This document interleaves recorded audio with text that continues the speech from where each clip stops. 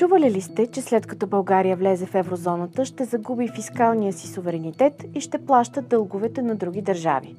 Или че правителството ще харчи свободно валутния резерв? Тези твърдения често се разпространяват от български политици, които искат да предизвикат негативни нагласи срещу еврото, но дали са истина?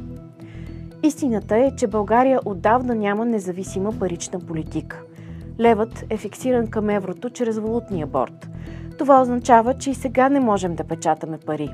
Разликата е, че с влизането в еврозоната България ще получи право на глас в Европейската централна банка, а няма просто да следва решенията й. Що се отнася до фискалната политика, да, България ще трябва да спазва правилата на еврозоната. Това означава, бюджетният дефицит трябва да е под 3% от брутния вътрешен продукт, а държавният дълг под 60% от брутният вътрешен продукт. Те ще трябва да бъдат прилагани при изготвянето на бюджета, определянето на нивото на данъците и правителствените разходи. Хубавото е, че България и сега спазва тези правила. От 1997 година насам страната рядко ги е нарушавала. Бюджетният дефицит е бил над 3% само два пъти. По време на световната финансова криза през 2009 година и след избухването на пандемията от COVID-19 през 2020 година. Дългът на страната пък е сред най-ниските в Европейския съюз. А какво става с дълговете на други държави?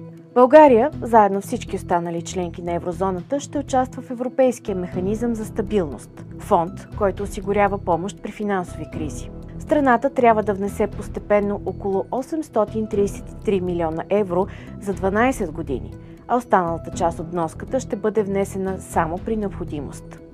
Тези пари не се подаряват, а се отпускат само като заем и трябва да бъдат върнати. България също ще може да се възползва от финансова помощ по този механизъм в случай на нужда.